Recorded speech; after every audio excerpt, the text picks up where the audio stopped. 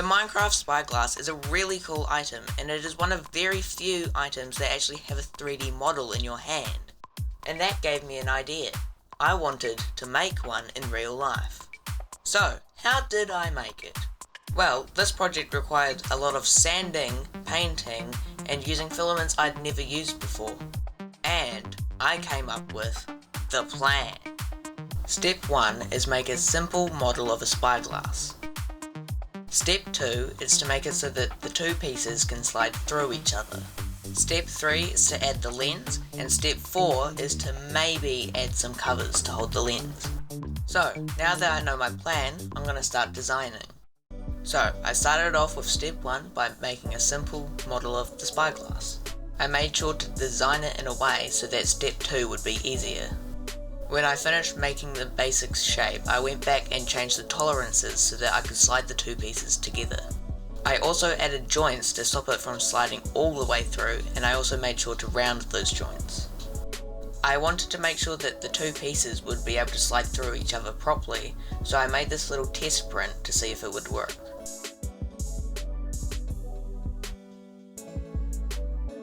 So, here's the first test print, and it fits mostly okay, but as you can see here it's slightly tight. So I'm going to go into the model again and just change the tolerances a bit and see if I can make it a bit more loose.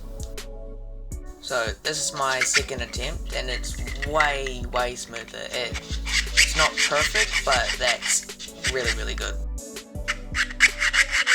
So, I felt comfortable that I'd finished step 2, so I started step 3 and preparing for the lens to be added. Here I'm adding little ledges to hold up the lens, but what I didn't realise was that this just wasn't going to work, and I'll explain more about that later. So, I finally actually made the lens and then I started printing it. To print it, I used transparent PETG, which I'd never used before.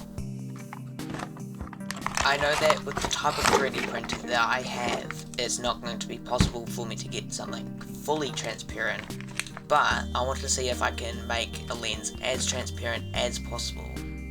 So in the end, I probably won't be able to see much out of it at all, but I just want to see how much I can improve on base settings just by modifying little things. So just to start, I'm going to do a test with just my normal printing settings.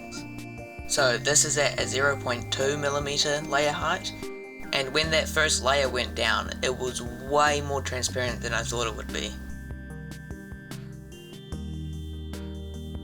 So here is my first try, and as you can see it's not very transparent. You can still see through it, like you can see my fingers here, but there are lots of lines in the way, lots of little bubbles, and the texture of the top is not the best.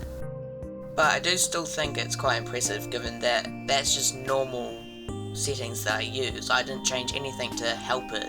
So I started printing some more. My first attempt was this, where I tried just printing one bottom layer, but for some reason it didn't print that properly. It changed the pattern of the bottom, and it just wasn't the easiest to see through. And it wasn't strong enough. So I tried again, and this one came out way better. You can actually see some detail. Obviously it's not perfect, but it is way better than the other one. I'll just grab the other one here. Yeah, so this is the first one compared to this new one, and you can see a very big difference.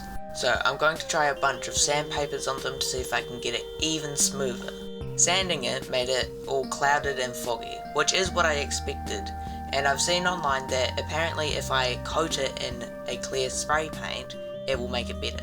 But I also printed this, and the filament that I used wasn't dry at the time, but other than the bubbles, this is way more transparent than anything else I've printed so far. So I'm also going to try printing a proper one after I've dried the filament. So I've printed it now, and without the bubbles, it is way clearer than anything else I've printed so far. The other one has dried now, and it's nowhere near as good as the other one, so I think I'm just going to keep the other one and move on. While I was working on the lens, I was also slightly modifying the model. I added these lines because I think when I paint it, it might help with the painting. I'm not sure if it'll make much of a difference, but I'll see what it does. I also modelled these lens covers, but in the end I decided not to use them. And with that, I was happy with my model and it was time to actually print it.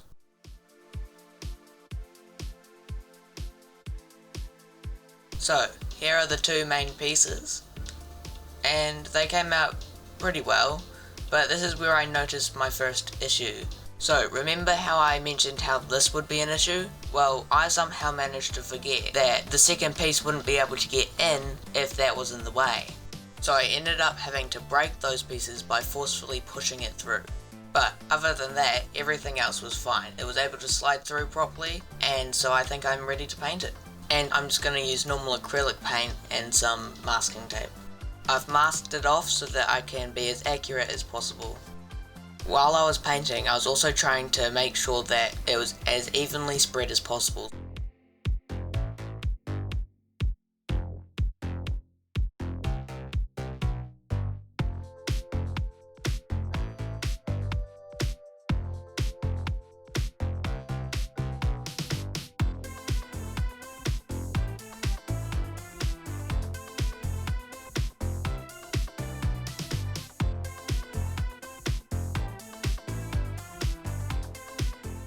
After a lot of painting, I had finally finished. All I needed to do is take off this last bit of masking tape.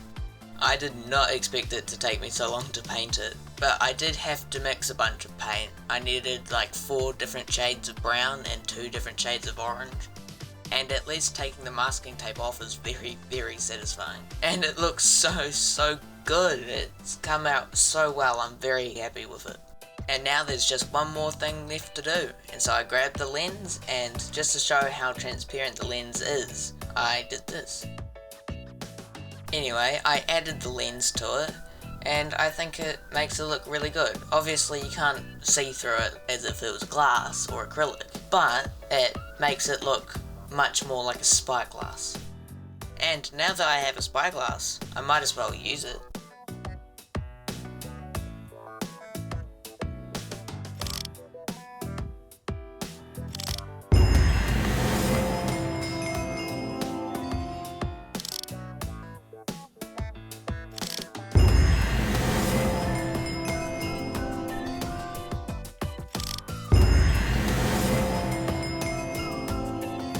Overall, I'm really happy with how this spyglass turned out, and if you want to see any of my other projects, click one of these videos above. Thanks for watching.